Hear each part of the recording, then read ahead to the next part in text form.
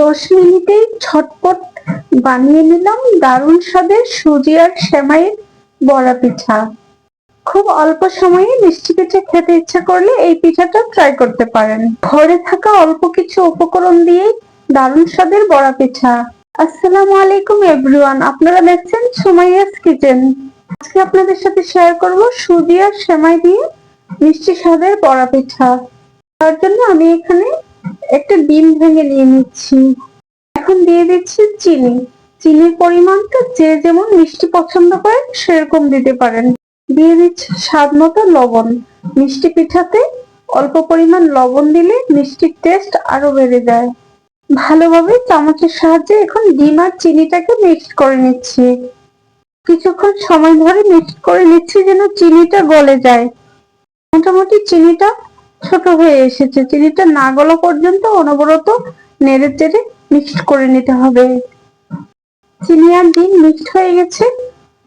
এখন দিয়ে দেব সুজি। ঘরেই ছিল অল্প পরিমাণ সুজি, আর তাই দিয়েই করেছি আজকে ঝটপট পিঠার আয়োজন। সুজিটাকে এখন ডিমের মিক্সচারটার সাথে ভালোভাবে মিলিয়ে নিচ্ছি। নেড়ে চেড়ে ভালো করে চামচ দিয়ে মিশিয়ে নিচ্ছি যেন সুজিটা কোথাও দলা বেঁধে না থাকে। সুজিটা ভালোভাবে মিক্সড হয়ে গেছে। এখন দিয়ে দেব সেমাই। লম্বা সেমাইকে আমি ভেঙে ছোট ছোট করে ভেঙে নিয়েছি। সেমাইটা ছোট করে ভেঙে নিয়েছি যেন সুজির সাথে মিলে যায়। এখন দিয়ে দিচ্ছি আরো একটা ডিম।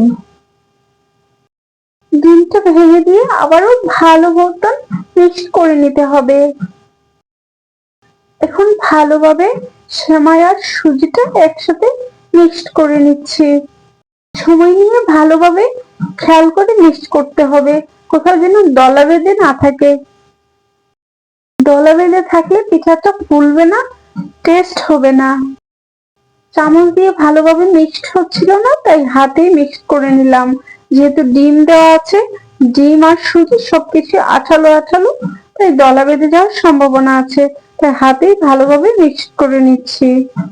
অনেক সুন্দর করে খামির হয়েছে। পিঠার খামিরটা এখন তেলে ভেজে নেব। চুলায় কড়াইতে তেল গরম করে নিয়েছি। এখন একটা একটা করে বড়ার সাইজে ছোট ছোট করে দিয়ে দিচ্ছি।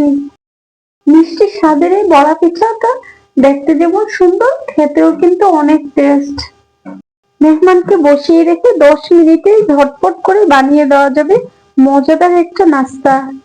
আঁচটা কমিয়ে রেখেছি, পিঠাটা আস্তে আস্তে ভাজা হচ্ছে। বড়া পিঠা আমার ভাজা হয়ে গেছে। খুব অল্প সময়ে পিঠাটা ভাজা হয়ে যায়। আমি পিঠাটাকে একটু লাল লাল পোড়া পোড়া করেছি যেন মচমচে হয়। আপনারা চাইলে অল্প ভেজেও নিতে পারেন, একটু নরম নরম থাকবে। একটা পিঠা ভেঙে নিয়ে দেখছি ভেতরটা হয়েছে কিনা। দেখুন, গরম গরম পিঠাটা ভেঙে দেখাচ্ছি কত সুন্দরভাবে ভেতরটা হয়েছে। ঝটপট সুজির এই বড়া পিঠাটা কেমন লেগেছে কমেন্টে জানাবেন। দেখা হবে পরের কোনো রেসিপি নিয়ে। ভালো থাকেন, সুস্থ থাকেন। আল্লাহ হাফেজ।